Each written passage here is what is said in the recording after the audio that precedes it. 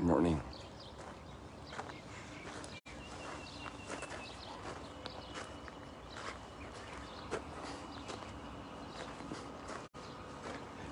Good morning, everybody. Had a good retreat yesterday. Also got a bit of a cold. It takes its process, its time. So yesterday I tried to put up that recall of last year's video, and I couldn't find the one on Instagram, or I couldn't do it. And here I put up the Facebook one also, downloaded it again and put it on YouTube. But I think not as many people were able to see it, I'm not sure. The readings come around year after year, and we keep growing as we watch them, as we ponder them and process them in the circumstances of life.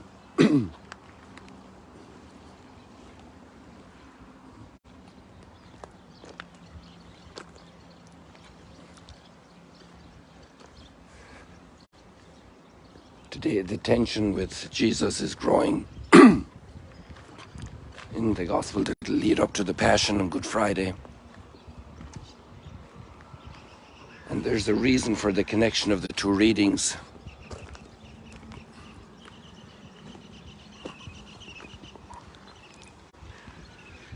It's about the lifting up of the serpent in the desert. And Jesus uses this language.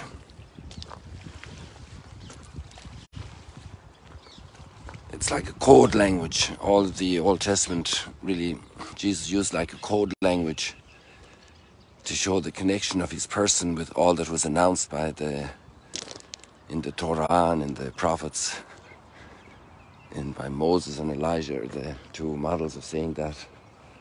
Moses as the attributed author of the Torah, of the Pentateuch, the teaching, the law, the revelation of God's designs and his providence in history and human life,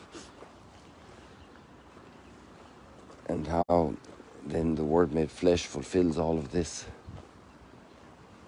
It's the big scheme of the big key to understanding the connection between the readings and the scriptures of Old and New Testament.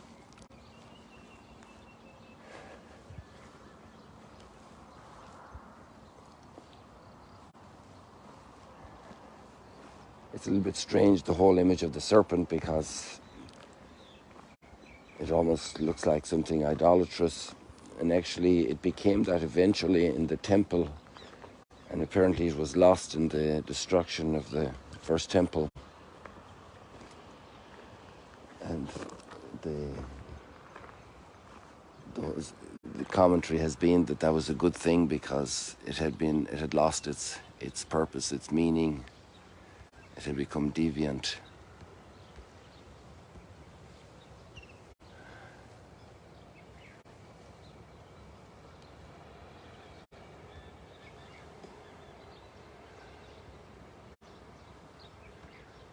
And then Jesus says to Nicodemus, "I will be, or when I am raised up, I will draw all people to myself." And in John's Gospel, there's clear reference to the crucifixion. The serpent bit them for their disobedience in the desert.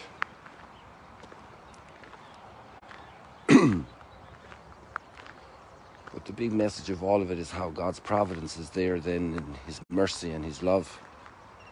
And he has them face the evil they did, to look at the serpent, to recognize what they did wrong,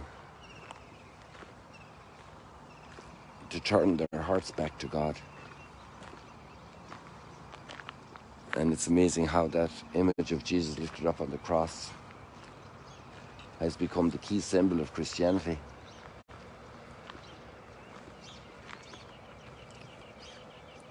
How many people wear the cross? How many mountaintops have a cross on them? Buildings.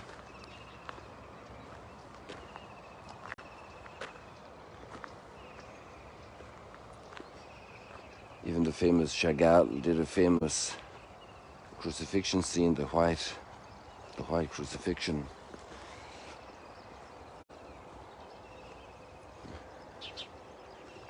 Pope Francis says it's one of his favorite works of art.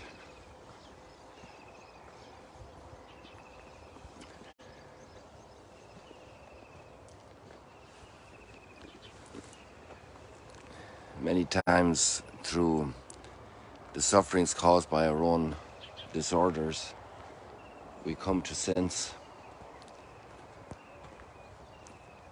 we come back to our wits, and it leads to a conversion, a change of behavior, a change of attitude, a change of lifestyle. We're stubborn, and that exposure,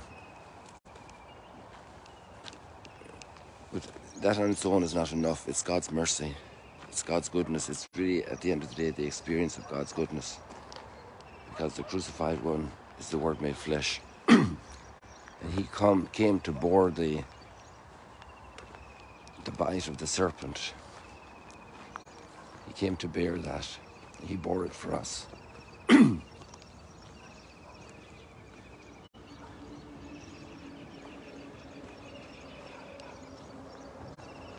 It's a lovely morning here. I wish you many blessings today, and to be filled with God's mercy and love, no matter what the circumstances are. And we look out on the world and see all the people who suffer so much.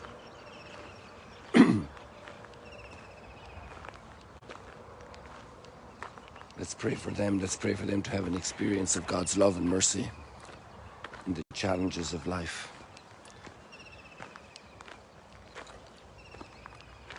It's amazing what God is doing, even through the sufferings of the world. It's an amazing process of transformation, of restoring life, of softening of hearts in the midst of so many horrors and injustices.